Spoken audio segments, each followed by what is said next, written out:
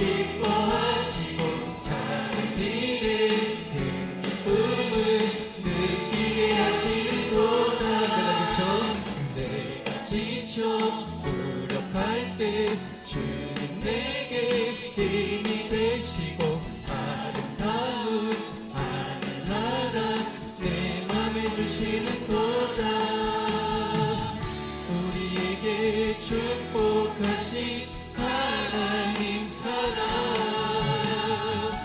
낮은 자를 높여주시고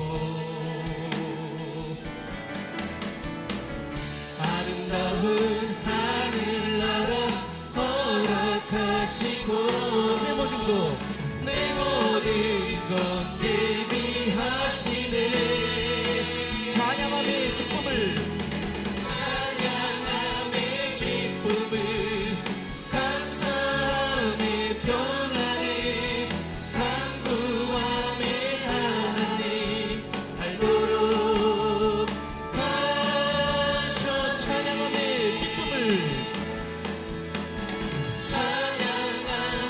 기쁨을 감사함의 평안에 강구함의 하나님 알도록 하셨네 알도록 하셨네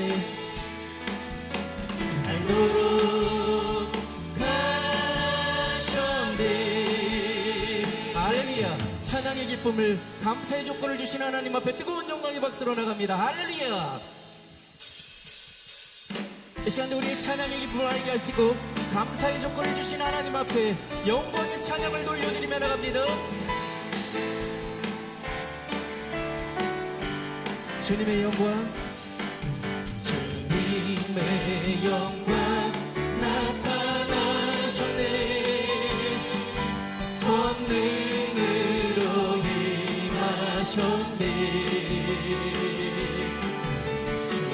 죽음에서 날 살리신 주 성령 놀라우신 주 우리 처음부터 다시 한번 찬양할 때 뜨겁게 박수치면서 찬양할까요? 주님의 영광 주님의 영광 나타나셨네 권능으로 임하셨네 죽음에서 날 살리신 죽음에서 날 살리신 주 성령 놀라우신 주 하나님 할렐루야 주의 나라가 할렐루야 임하소서 걷게 되리 나는 선포하리 만왕의 왕 예수 주의 나라 임하시리 주님의 영광 나타나셨네 권능으로 임하셨네 죽음에서 날 살리신 주 성령 놀라우신 주 하나님 할렐루야 할렐루야 주의 나라가 할렐루야 임하소서 걷게되리 나는 선포하리 만왕의 왕 예수 주의 나라이 할렐루야 주의 나라가 할렐루야 주의 나라가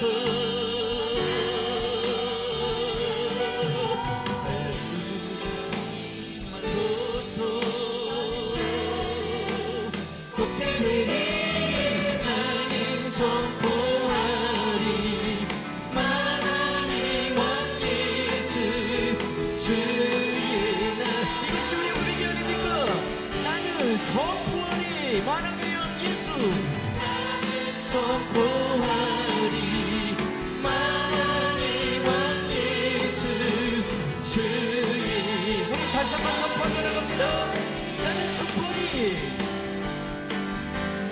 나는 선포하리 만왕의 왕 예수 주의 나라 임하시네 할렐루야 할렐루야 주님 영광 받아주소서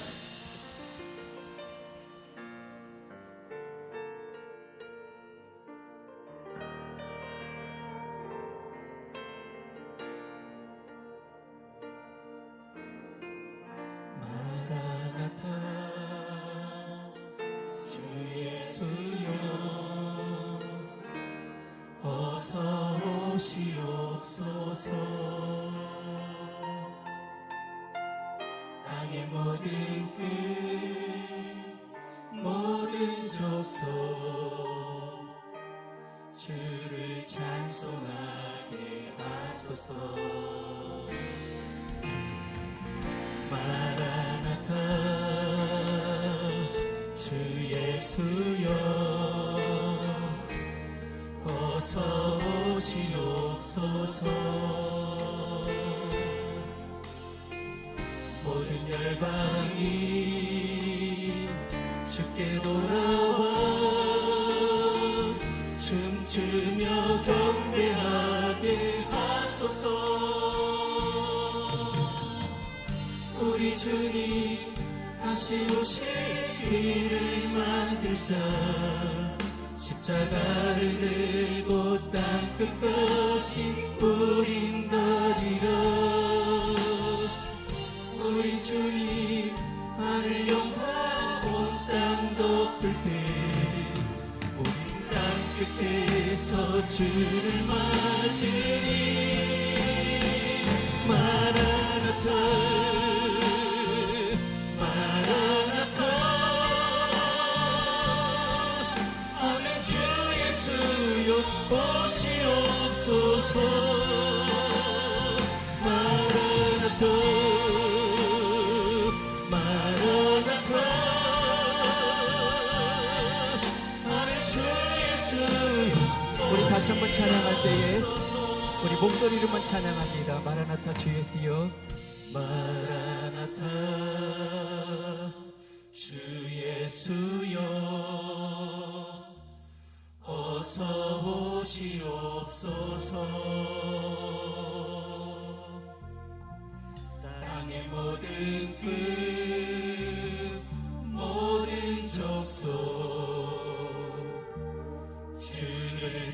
겸손하게 하소서. 마라나타 주 예수여, 마라나타 주 예수여, 어서 오시옵소서. 모든 열방이 주께 돌아와, 모든 열방이 주께 돌아와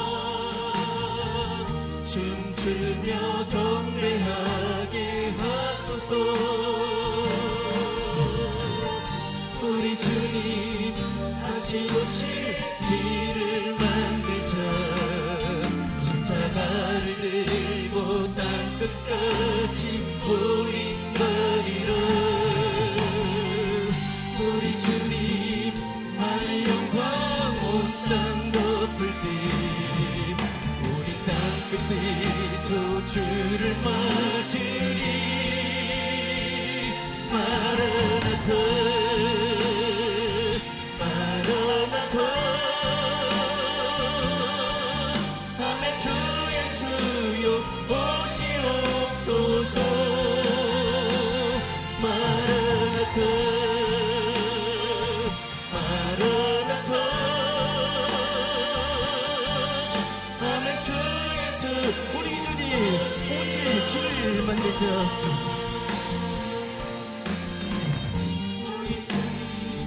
다시 오실 길을 만들자. 십자가를 들고 땅 끝까지 우린 거리로. 우리 주님 하늘 영광 온 땅 덮을 때 우리 땅 끝에서 주님을 맞이할 것입니다. 마라나타 주 예수 오시옵소서. 우리 가정 가운데에, 우리 로봇을 지나는 가운데에, 이 나라의 민족 가운데 주님 오시옵소서. 오시옵소서. 마라나타 마라나타. 아멘. 주 예수여 마라나타 주 예수 오시옵소서.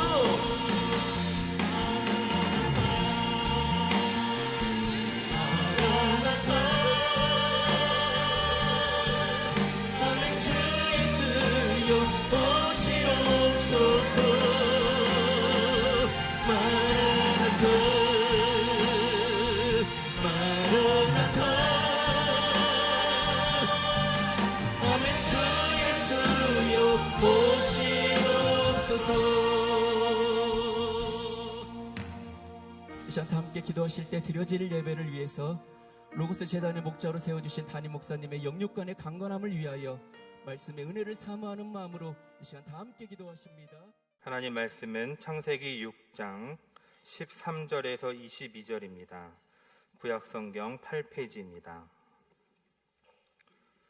창세기 6장 13절에서 22절 말씀 제가 공독하겠습니다. 하나님이 노아에게 이르시되 모든 혈육 있는 자의 포악함이 땅에 가득하므로 그 끝날이 내 앞에 이르렀으니 내가 그들을 땅과 함께 멸하리라. 너는 고페로 나무로 너를 위하여 방주를 만들되 그 안에 칸들을 막고 역청을 그 안팎에 칠하라. 내가 만들 방주는 이러하니 그 길이는 300규빗, 너비는 50규빗, 높이는 30규빗이라. 거기에 창을 내되 위에서부터 한 규빗에 내고 그 문은 옆으로 내고 상중하 3층으로 할지니라. 내가 홍수를 땅에 일으켜 무릇 생명의 기운이 있는 모든 육체를 천하에서 멸절하리니 땅에 있는 것들이 다 죽으리라.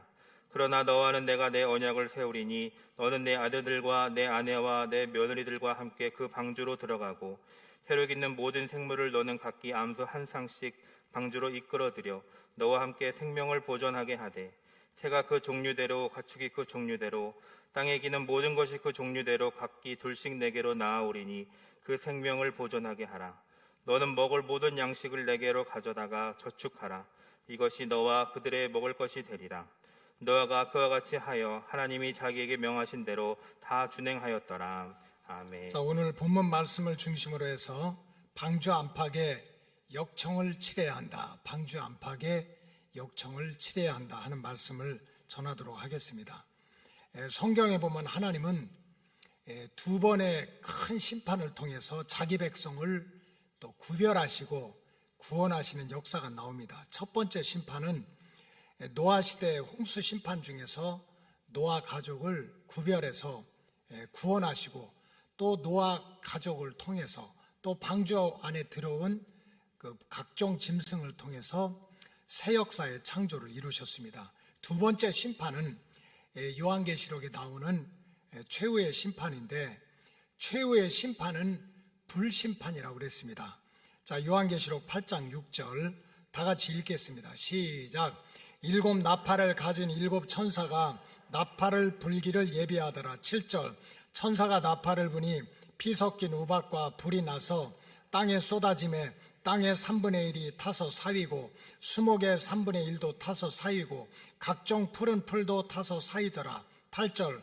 둘째 천사가 나팔을 부니 불부는 큰 산과 같은 것이 바다에 던지음에 바다의 3분의 1이 피가 되고, 9절. 바다 가운데 생명 가진 모든 피조물들의 3분의 1이 죽고 배들의 3분의 1이 깨어지더라. 이게 요한계시록 마지막에 나오는 최후의 심판인데, 그 인을 떼는 일곱 천사 심판 다음에 나팔을 부는 심판인데, 첫째 천사가 나팔을 부니까 피 섞인 우박과 불이 떨어져서 땅의 3분의 1 초목이나 또 나무나 또 푸른 풀까지 다 타버렸다. 사람은 어떻게 살겠어요? 또 짐승은 얼마나 죽겠어? 그 다음에 또 8절에 보니까 둘째 천사가 나팔을 불 때 이 불 붙는 큰 산, 불덩어리가 이렇게 바다로 떨어졌다. 그래서 바다에 있는 생물들이 죽게 됐다. 여러분, 지금 핵실험을 하고 미사일 실험하는 불덩어리들이 다 어디에 떨어져요? 바다에 떨어지는 거야. 아까 성경에 다 예언된 거예요.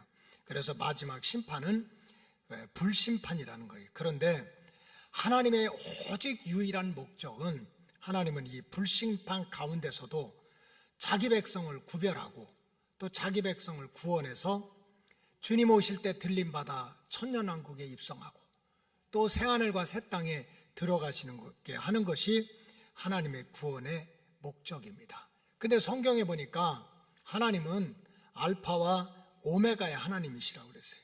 처음과 나중의 하나님이시다. 어제와 오늘과 내일이 동일하신 분이라는 거예요. 그렇기 때문에 하나님의 구원의 역사, 자기 백성을 구별하고 또 자기 백성을 구원하는 역사는 물심판 때나 불심판 때나 하나님의 구원의 기준, 하나님의 심판의 기준은 똑같다는 거예요. 우리는 이제 물심판은 받지 않아요. 우리에게 남은 것은 불심판인데, 이 불심판에서 우리가 어떻게 구별돼서 구원함을 받을 수 있을까 하는 진리는 물심판에서 배워야 돼요. 노아의 가족이 다 죽는데, 땅에 있는 생물들이 다 죽는데 어떻게 구원함을 받았는가? 그 노아의 홍수 심판 가운데서 우리가 불심판을 이기는 진리를 배워야 됩니다. 하나님은 이제 노아 시대에 하나님의 아들들, 즉 하나님을 아버지 삼고 영적으로 살아가는 자녀들이 세상의 딸들과 하나님이 없다 하고 또 하나님을 어리석게 여기고 우상을 숭배하고 살아가는 그러한 딸들이 결혼하는 것을 보고 진노를 하셨어요. 여러분, 주의 백성들은 구별해서 살아야 되는 거예요. 그래서 진노를 하셔가지고 하나님이 이제 심판을 작정하시는데, 그때 홍수 심판 가운데서 노아 가족을 구원하기 위해서 하나님은 노아에게 방주를 지어라, 구원의 방주를 지어라, 이렇게 명령을 하셨어요. 근데 이제 방주를 지으면서 거기다 꼭 안과 박에 역청을 칠해라 그랬습니다. 역청. 여러분, 역청은 뭐냐면은 히브리어로 코페르라고 하는데, 역청은 이 고무나무와 같이 이 자연에서 나오는 끈적끈적한 기름덩어리 같은 거예요. 그래서 구약시대 또 중동에서는 이 역청, 우리나라로 말하면 아스팔트 같이 시커멓고 끈적거리는 거, 이게 강력한 방수제, 이제 물이 들락날락 못하게 하는 방수제로, 또 물건과 물건을 붙이는 접착제로 이렇게 사용을 했습니다. 근데 하나님이 노아에게 방주를 지으라고 하면서 그 방주 안팎에다가 역청을 꼭 발라라 그랬습니다. 창세기 6장 14절 우리 다 같이 읽겠습니다. 시작. 너는 고페르 나무로 너를 위하여 방주를 만들되 그 안에 칸들을 막고 역청을 그 안팎에 발라라 그랬어요. 왜 그럴까요? 물이 들어오지 않게.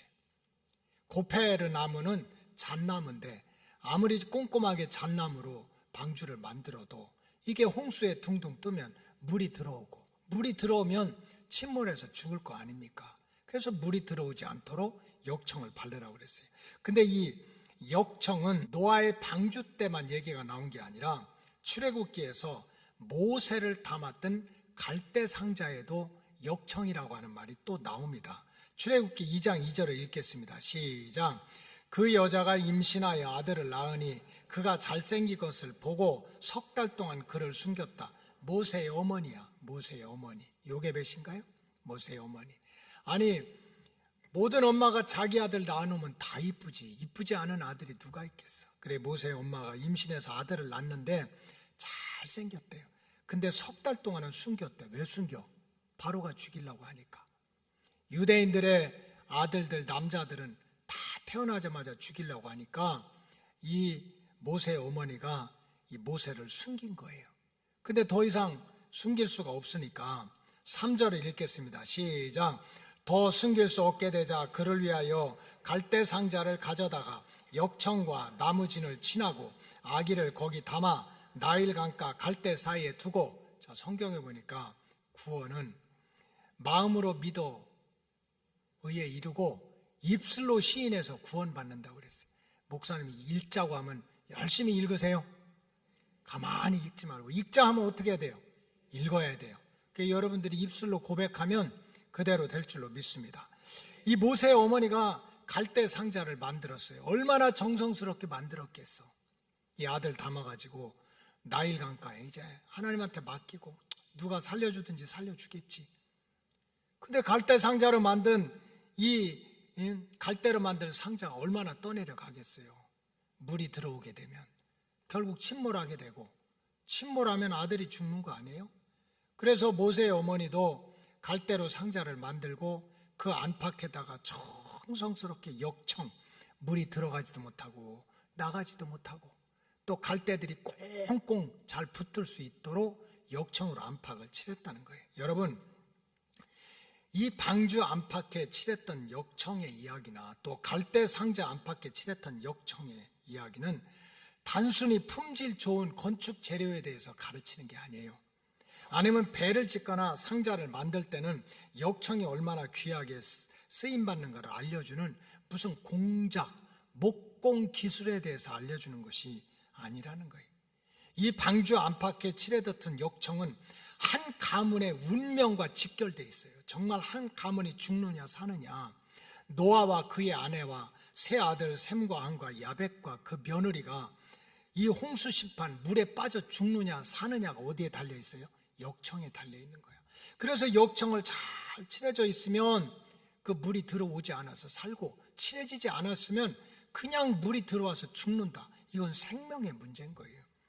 지금 갈대 상자에 칠해졌던 역청도 모세라고 하는 한 어린이의 생명과 직결되는 거예요. 생명과 직결돼. 만일 모세 어머니가 만든 갈대 상자에 역청을 꼼꼼하게 안팎으로 칠해놓지 않았다면 이게 나일강에 둥둥 얼마나 떠내려가겠어요. 슬슬슬슬 이름도 없이 소리도 없이 들어온 강물이 그냥 갈대 상자를 적시고 채우고, 그래 침몰되면 아들이 죽는 거 아닙니까?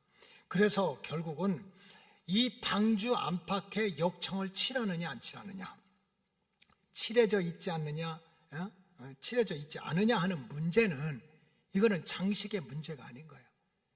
무슨 목공이나 공작의 문제가 아닌 거예요. 이거는 생명의 문제. 하나의 생명이 사느냐 죽느냐, 하나의 가문이 사느냐 죽느냐를 결정짓는 구원의 문제와 직결된다는 진리를 깨달아야 되는 거예요.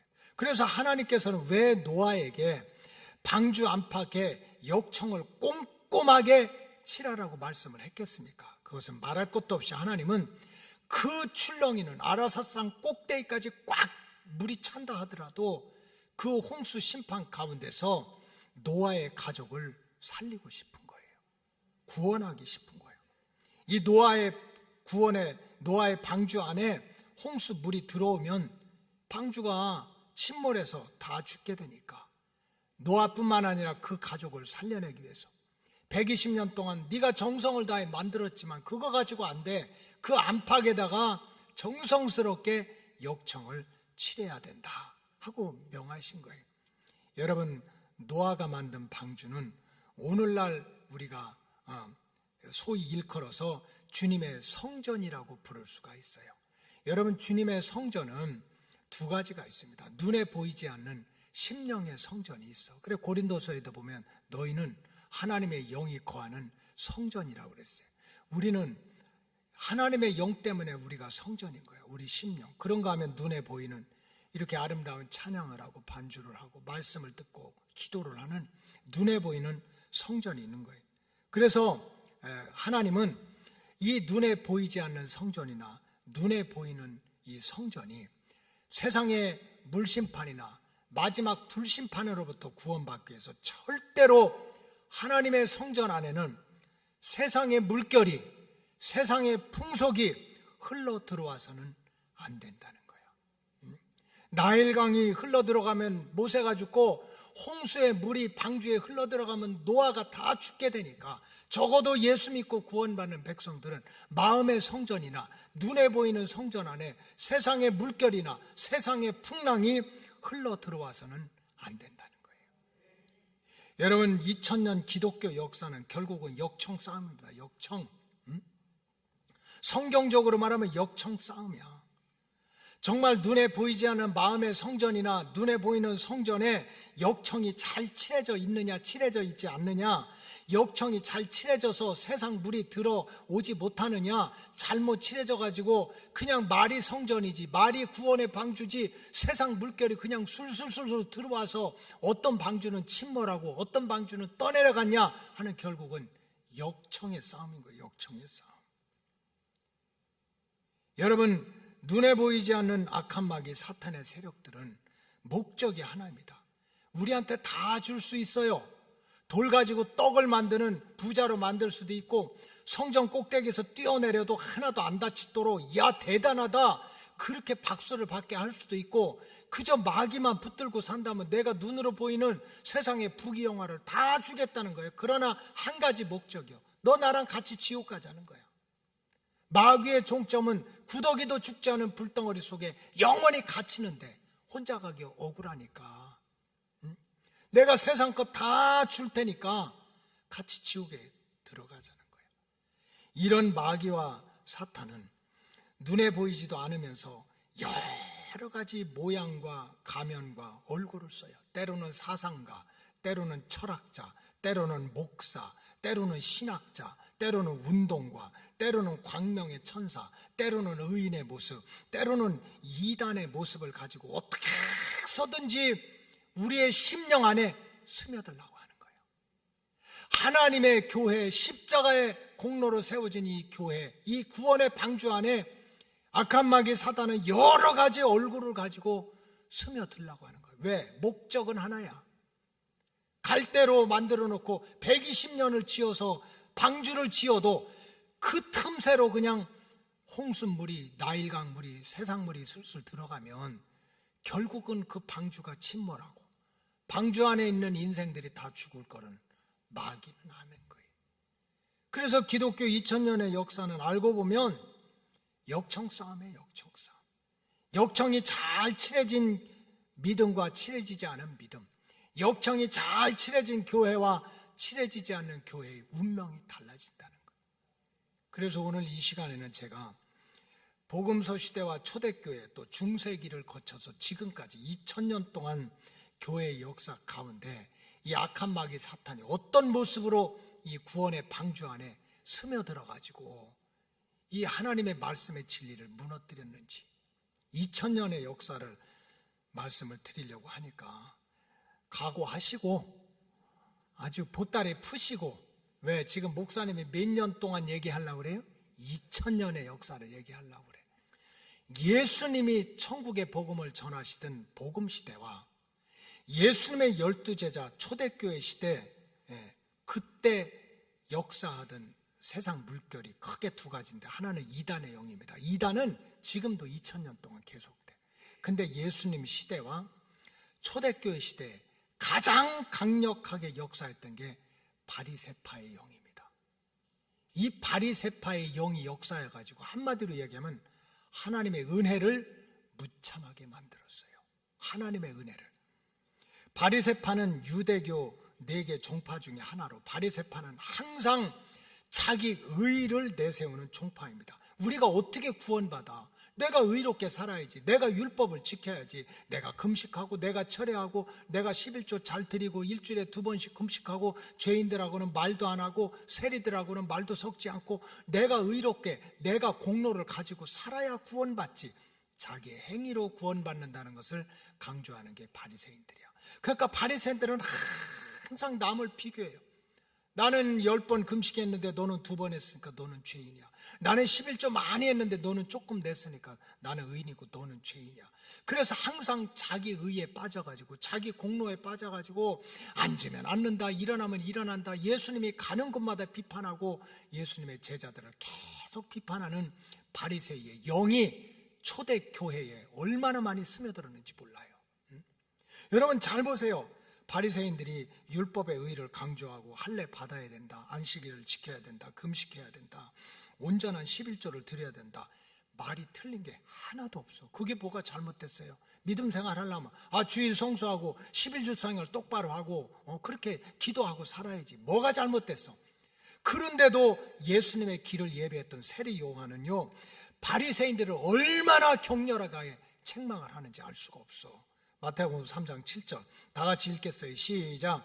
요한이 많은 바리새인들과 사두개인들이 세례 베푸는 대로 오는 것을 보시고 이르되 독사의 자식들아 누가 너희를 가르쳐 임박한 진노를 피하라 하더냐. 여러분 만약에 제가 여러분들 만나서 주일 예배 빠졌다고 11조 안 낸다고 이 독사의 자식아 그러면 기분이 좋겠어요? 아주 좋겠어요? 둘 중에 하나 택해요. 좋아요? 아주 좋아요? 대답 아무도 안 하잖아. 기분 나쁘다는 얘기지.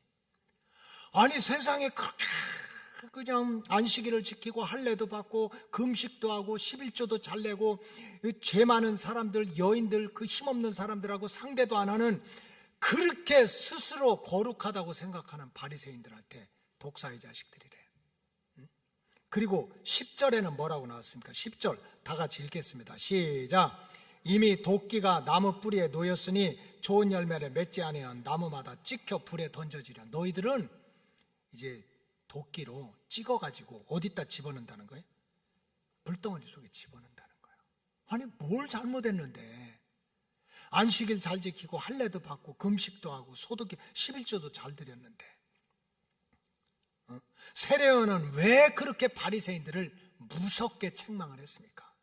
이유가 있어요. 그들은 자기 의를 자랑하고 자기 공로를 자랑하고 그거 가지고 남을 물고 뜯고 비판할 줄 알았지 하나님의 은혜는 무시했던 거예요.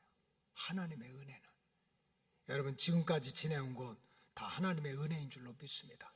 무슨 내가 예수 믿고 죄산 받고 천국 가는 천국의 열쇠를 받은 게 우리가 의로우면 얼마나 의롭겠어요. 결국은 성경대로 하나님의 섭리야. 하나님이 주권적으로 선택하시고 택하셔서 우리가 예수가 믿어져서 이 자리에 앉아 있는 거예요. 장례식을 치를 때 보면 참 그런 걸 많이 느껴요. 야, 우리 구원받는 것도 하나님의 은혜다.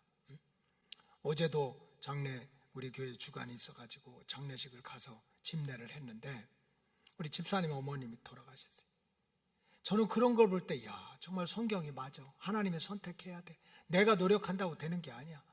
내가 공로 있고 의롭다고 되는 게 아니야. 그 집사님 어머니가 돌아가셨는데 평생 동안을 불자야, 불자. 절만 섬겼던 거예요. 그래서 내가 죽으면 사식구제 하고 내 이름 절간에다 갖다 붙이고 이랬던 분이야. 근데 돌아가시기 2주 전에 우리 부목사님 모셔다가 예배 드리고 입술로 예수 믿는 거 고백하고 세례도 받고 그리고 절대로 나 죽으면 교회식으로 해달라고. 누가 선택한 거예요? 하나님 선택한 거지.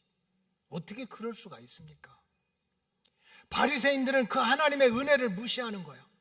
내가 남들 잘 때 자지 않고 놀 때 놀지 않고 내가 열심히 공부해서 좋은 학교 가고 내가 좋은 사람 만나서 잘 사는데 뭐가 문제야? 뭐가 문제야? 하나님의 은혜가 없는 거야. 하나님의 손길이 없는 거야.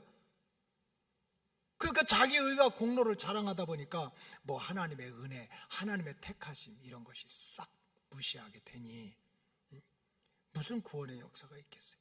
그래서 사도 바울이 정말 그렇게 교만 떨고 살다가 정말 부활하신 주님을 만나고 다메섹도상에서 꼬꼬라지고 눈꺼풀이 벗어지고 3일 동안 먹지도 못하고 마시지도 못하면서 깨달은 진리가 뭡니까?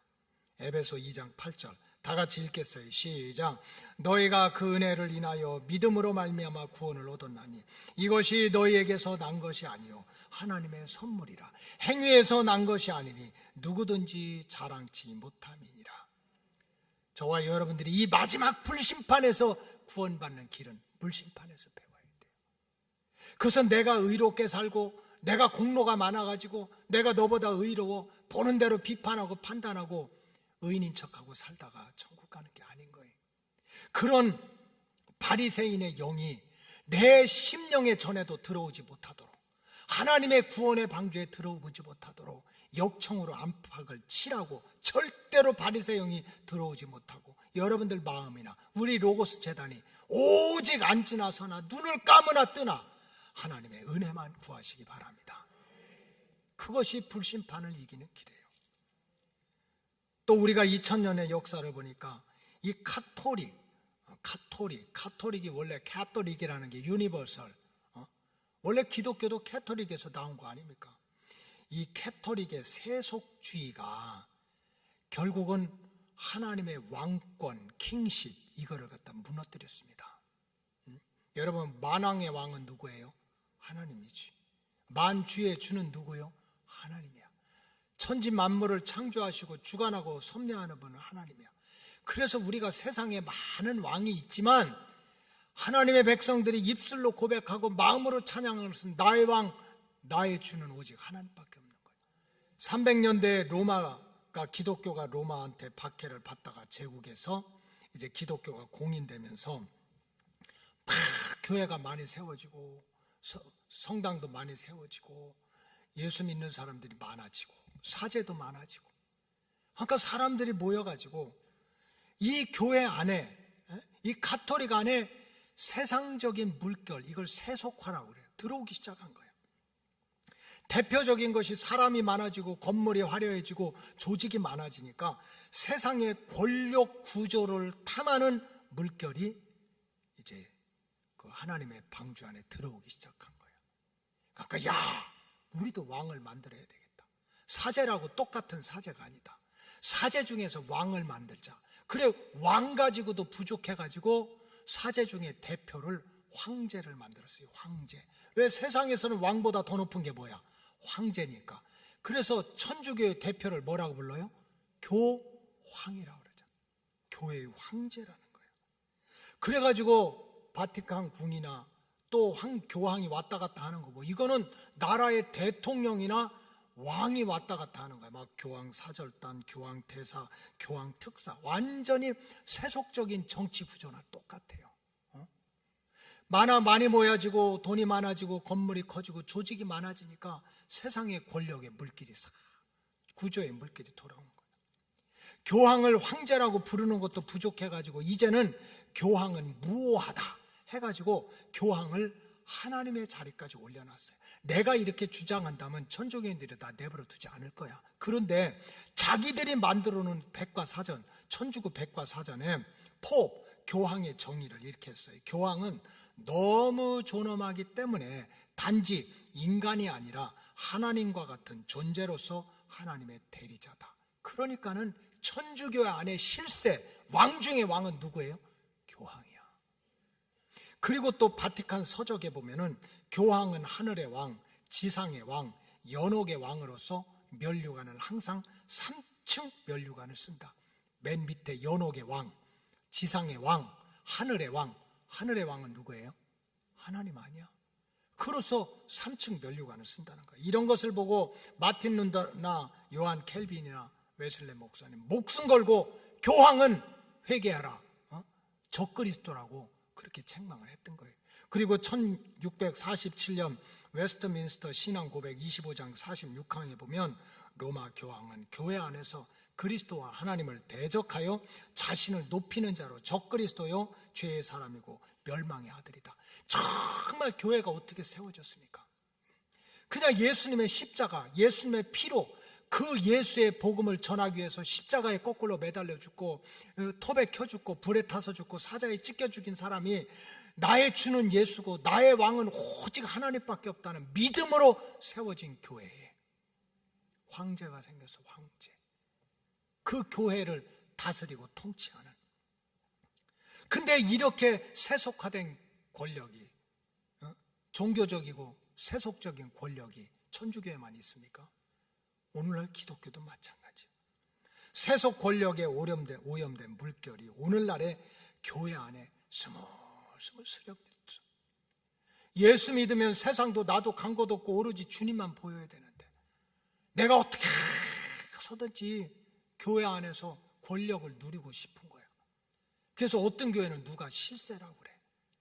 그래가지고 고향이 같고 학교가 같고 뭐 형편에 갖고 처지가 같은 사람들이 끼리끼리 만들어서 편을 만들고 파당을 만들고 힘을 키워가지고 권력자처럼, 세상의 권력자처럼 그냥 교회도 우리 마음대로 해야 돼. 목사님도 내가 하라는 대로 해야 돼. 뭐 장로님들도 속장님들도 무슨 소리야, 우리가 하라는 대로 해야 돼. 이게 뭡니까? 세속화야. 그런 세속적인 그런 교권, 권력이 그냥 교회 안에 들어오면서 결국은 왕 중에 왕 대신 하나님은 앉을 곳이 없는 거예요. 밀려난 거야. 결국 세상 권력과 파당과 인간의 목소리가 커지는 그것은 구원의 방주를 침몰시켜서 하나님의 구원의 역사를 가로막는 거예요. 그렇기 때문에 참 성도는 세상이 흔들리고 사람들은 많이 바뀌고 힘들고 어려워도, 내 심령이 참 힘들고 어려워도 구원의 방주가 크든 작든 우리의 왕은 오직 하나님밖에 없다. 실세가 돼도 하나님이고 명령을 내려도 하나님이고 하는 그러한 하나님을 향한 믿음이 다시 한번 회복이 돼야 돼요. 그리고 17세기, 18세기에 들어서면서 합리주의라고 하는 이런 세상 물결이 이 하나님의 성경 말씀, 이 성경의 진리를 개떡으로 만든 거예요. 개떡. 그냥 무시했다면 여러분들이 잃어버릴까 봐 아주 센 용어를 쓴 거예요. 이 하나님의 말씀, 성경 말씀을 개떡으로 무너뜨렸습니다. 여러분, 합리주의라는 게 뭡니까? 그건 인간의 이성과 과학을 가지고 세상의 모든 진리와 가치는 인간의 지식과 이성과 과학으로 평가를 해서 옳다고 할 때, 이해가 될 때 진짜라는 거예요. 보이지도 않은 하나님이 무슨, 근데 성경을 보니까 온갖 기적과 초자연적인 역사로 꽉 차 있는 거예요. 그러니까 인간의 이성으로 이해가 안 되는 거예요. 무슨 보이지도 않는 하나님이 천지 만물을 창조해서, 야, 세상에 말이 되는 얘기를 해라. 어떻게 홍해가 쫙 갈라져 가지고 그것이 그냥 대로같이 그렇게 마르냐? 죽은 사람은 어떻게 살아나? 그리고 어떻게 예수님이 말 한마디로 풍랑을 잔잔케 했다고 그래? 그거 다 말도 안 되는 소리야. 아니, 세상에 보리떡 5개와 물고기 2마리 가지고 하늘을 향해서 딱 축복 기도를 한다고 5,000명이 먹고도 남어? 아이고, 그거 기다리다 굶어 죽겠다 해가지고 그 하나님의 초자연적인 역사, 기적의 역사를요, 인간의 지식과 과학의 잣대로 다 무너뜨리는 거예요. 무슨 예수가 어떻게 동정녀에서 탄생하고 죽은 자가 어떻게 살아나, 예수님 어떻게 부활해, 무슨 예수님이 다시 오신대. 그래, 예수님의 탄생, 예수님의 기적, 예수님의 죽으심, 예수님의 부활하심, 예수님의 다시 오심을 완전히 부인하는 그러한 이성주의, 과학주의 물결이 얼마나 많은 심령들 속에, 얼마나 많은 교회 속에, 소위 공부를 많이 했다, 신학을 했다, 책 몇 권 읽었다 해가지고 이런 이성주의 물결에 침몰이 된 사람이 하나 둘이 아니에요. 그러니까 그러면서도 교회 나와, 그러면서도 하나님을 믿는데 왜?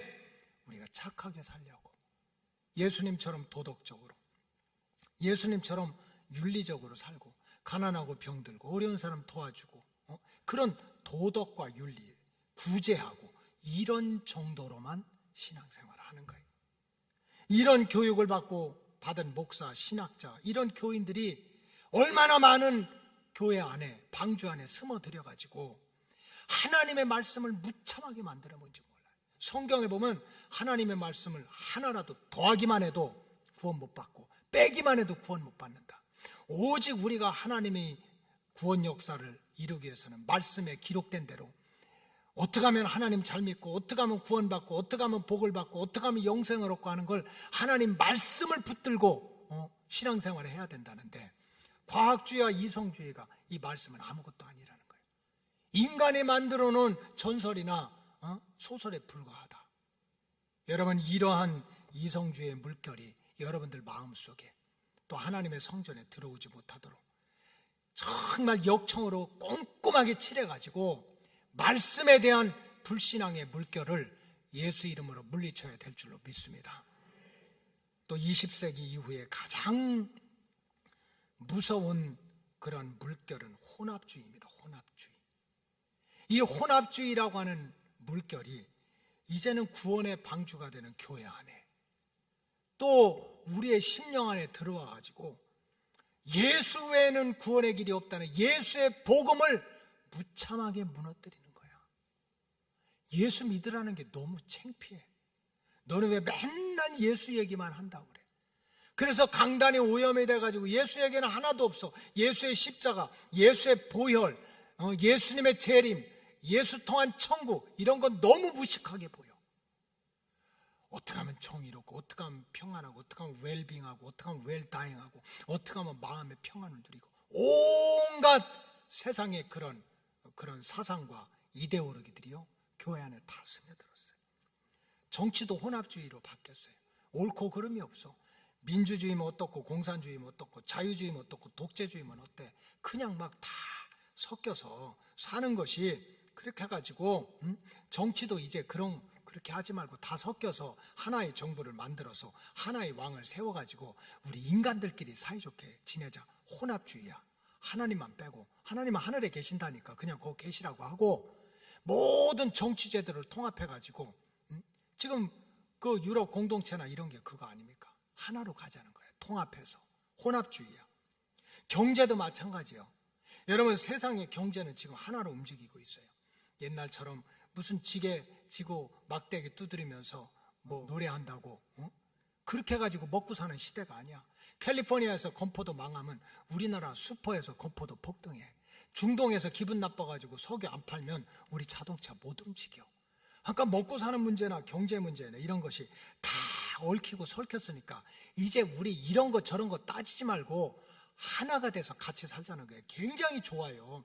언어도 통일하고 화폐도 통일하고 경제 구조도 통일해가지고 합해서 살자는 거예요. 섞어서 살자는 거야.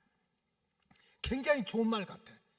근데 이것이 종교 안에도 들어와가지고 야, 이거 뭐 유교, 불교, 이슬람교 뭐 싸울 거 있어. 결국은 우리 인간이 잘 되자는 건데, 그저 인간들이 모여서 네 종교 내 종교 탓하고 뭐 잘 됐다 못 됐다 하지 말고 그냥 우리 인간들끼리 잘 뭉쳐서 행복하게 살자 하는 종교 혼합주의가 지금 20세기를 지배하고 있어요. 제일 무서운 건 혼합주의예요. 혼합주의. 지금 공산주의, 민주주의, 힌두, 동성 모든 잡령들이요 교회 안에 다 들어와 있어. 다 들어와 있어. 지금 공산주의도 제일 괜찮다고 주장하는 게 소위 기독교인이라는 사람들이요. 예수님하고 똑같아. 배운 자나 배우지 못한 자나 있는 자나 없는 자나 부자나 가난한 자나 서로 행복하게 살 수 있는 그런 지상낙원이 얼마나 좋으냐. 듣기 좋지. 근데 공산주의는 신이 없어요. 아까 공산주의는 결국은 평등을 주장하고 하나님은 없는데, 그래서 공산주의 영받은 사람은 하나님의 교회에 들어와서 맨날 교회는 구제해야 된다, 어려운 사람 도와줘야 된다. 맞아. 그러나 그게 목적이 아니야. 우리는 영혼의 미래를 준비하는 사람이야. 이걸 무시하는 거예요. 요즘에 우리나라에도요, 또 기독교에도 이 종교의 영혼, 힌두이즘이 너무 많이 들어왔어요. 이 힌두에서는 그 명상, 요가 이런 게 굉장히 유행을 해요. 그래서 마음의 치료, 마음을 평안하고 고요하게 하고 이렇게 해가지고서 어떤 이제 구원의 경지에 이르는 거야. 그러니까 그런 영을 받은 사람들, 그런 사상이 교회 안에 들어오면 한마디로 교회는 너무 시끄럽다는 거야. 시끄럽다. 목사님 기도할 때 좀 소리 좀 지르지 마요. 그냥 조용히 기도해야지. 왜? 주여! 주여! 주여! 왜 그렇게 부르짖어 기도하느냐고. 시끄러워 죽겠다고. 맞아. 통성 기도하면 엄청 시끄러워. 근데 성경에 보면은 너희는 내게 뭐라고 그랬어요? 명상하라고 그랬어요? 부르짖으라고 그랬잖아. 그저 고침받게 해달라고, 이기게 해달라고, 얽히고 설킨 문제 풀어지게 해달라고, 그 광야에서 좀 벗어나게 해달라고 금식하며 기도하고 철야하면서 기도하고, 그저 부르짖어서 기도하고, 그것도 안 되면 눈물 버리며 기도하고, 그것도 안 되면 야곱처럼 환도뼈가 부러지면서 하나님의 은혜, 하나님의 간섭하심을 구하는 게 성경적인 진리야. 근데 시끄럽다는 거야. 왜? 힌두의 영이 들어와가지고 조용히 묵상하다 가야지. 지금은 동성애가 들어와가지고 교회를 다 홀딱 뒤집어놔요.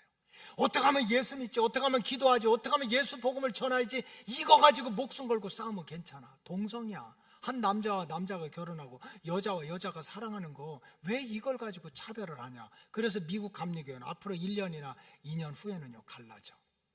근데 아주 제목을 잘 붙였어요. 행복한 이별을 위해서. 그게 제목이야. 이별을 할 거래. 동성애를 찬성하는 사람 남고, 동성애를 싫어하는 사람 찾고, 그러지 말고 이제 니네끼리 나가서 따로 해라 이거야. 어디에 들어왔어요? 동성애의 영이 스며드는 거야. 성경에 보면 한 남자와 여자가 만나야 자녀가 생산이 돼서 생명도 유지가 되고 신앙의 대도 물려주지. 창세기에 보면요, 방주에 집어넣는데도, 그저 병아리 한 마리를 넣는데도 암병아리, 숫병아리, 소를 넣는데도 암소와 숫소, 그놈의 모기를 집어넣는데도 암모기, 수모기. 성경 잘 읽어봐요. 다 짝을 지어서 넣으라고 그랬어요. 왜? 생산을 해야 되니까. 근데 이런 말을 하면 무식하대. 얼마나 마음이 밴댕이 속인지 모른대. 쫀쫀하대. 다 넓어서 볶음밥처럼 동성애도 들어오고 스님도 들어오고 힌두도 들어오고 공산주의도 들어와서 우리끼리 잘 살자. 하나님은 거기 계시라고 그러고. 그저 성경에서는 예수 외에는 구원의 길이 없다고, 오직 예수밖에는 구원의 길이 없다고 그랬는데 아니라는 거야. 다 들어와도 좋다는 거야. 바로 이렇게 세상의 물결이 구원의 방주 안에 몰아치는 이때에 마지막 불심판에서 구원받기 위해서 우리 로고스 가족들은 어떤 마음으로 믿음 생활을 해야 됩니까? 그건 다른 길이 없습니다. 따라하세요. 성경대로 여러분들 심령 안에, 또 이 로고스 구원의 방주 안에, 안과 밖에 뭐를 치러야 돼요? 역청을 치러야 돼요. 역청. 중동으로 갈까요? 역청 사러? 건설 현장에 갈까요? 아스팔트 가족에? 성경에 보니까 역청은 히브리어로 코페르라고 그랬어요. 코페르. 근데 그 코페라고 하는 뜻은 피의 속죄라고 하는 뜻이에요. 피라고 하는 뜻이야. 이게 무슨 뜻입니까? 구원의 방주 안에는, 구원의 방주 밖에는 죄사함을 받기 위해서 피가 칠해져야 된다. 누구의 피겠어요? 예수의 피지. 이게 구원의 방주의 본질이야. 구원의 방주가 정말 최후의 불심판을 이기기 위해서 방주 안팎에 내 영이 살고 우리 가족이 살기 위해서는 다른 길이 없다는 거예요. 이 방주 안에다 밖에다가 코페르, 속죄의 피, 예수의 피, 이것이 칠해져야 한다는 거예요. 그래서 꿈속에서라도 그저 기도를 하고 찬양을 해도 나의 죄를 씻기는 예수의 피밖에 없네. 나를 정케하는 것도 예수의 피밖에 없고, 나를 정케하는 것도 예수의 피밖에 없고, 사죄하는 증거도 예수의 피밖에 없고, 평안함과 소망도 예수의 피밖에 없고, 나의 의도 이것뿐 오직 예수의 피밖에 없고, 영원토록 내가 할 말은 예수의 피밖에 없다 하는 그 믿음, 그 말씀이 우리 심령을 감싸고 있고, 십자가의 보혈의 피가, 십자가 외에는 구원의 길이 없다고 하는 진리가 우리를 로고스 재단 안에도, 세상 사람들이 보는 밖에도 저것들은 모여서 맨날 예수 잘 믿자고 한다 하는 피가 발라져야 될 줄로 믿습니다. 여리고성에서 기생 라합은 불쌍했어요. 이방 여인이었어. 세상에 직업이 없어서 춤추고 노래하면서 기생으로 살았어. 근데도 세상에 여리고성이 다 무너질 때 구원받고 그 이방 여인, 보잘것없는 여인 증손주가 이스라엘의 왕이 되고 성경에 기록되는 역사가 있었습니다. 왜 그럴까요? 여리고성 그 집이 얼마나 큰지는 모르지만 집 밖에 창문에 턱 걸려있는 어린 양의 피가 묻어있는 붉은 줄 때문에 그런 거예요. 여러분, 이게 교회의 본질인 줄로 믿습니다. 주님은 반드시 다시 오십니다. 다시 오시는 주님이 세상의 물결을 다 막고서 누구를 구별해서 누구를 구원시킬 겁니까? 십자가의 보혈의 은혜, 십자가의 보혈의 능력을 붙들고 죄사함의 길도, 자녀가 되는 길도, 천국 가는 길도 예수밖에 없다고 붙잡는 저와 여러분들이, 예수의 피로 역청을 칠해놓은 여러분들의 심령이, 예수의 피로 역청을 칠해놓은 우리 로고스 교회가 주님 오신 때 들림받고 구원받게 될 줄로 믿습니다. 기도하겠습니다. 예수께서 자기에게 나아오심을 보고 이르되 보라, 세상 죄를 지고 가는 하나님의 어린 양이로다. 우리가 아직 죄인 되었을 때 그리스도께서 우리를 위하여 죽으심으로 하나님께서 우리에게 대한 자기의 사랑을 확증하셨느니라. 우리를 죄로부터, 영원한 지옥의 불구덩이로부터 구원하시고 평강의 길을 열어주시는 분은 오직 예수밖에 없는 줄로 믿습니다. 우리의 심령의 전에 또 주님께서 세워주신 로고스 구원의 방주가, 그 안팎이 세상 물결, 세상 풍조 들어오지 못하도록 오직 예수님의 보혈의 피로 역청과 같이 칠해지는 구원의 진리를 놓치지 않게 하여 주시옵소서. 감사하며 예수님의 이름으로 기도하옵나이다. 아멘.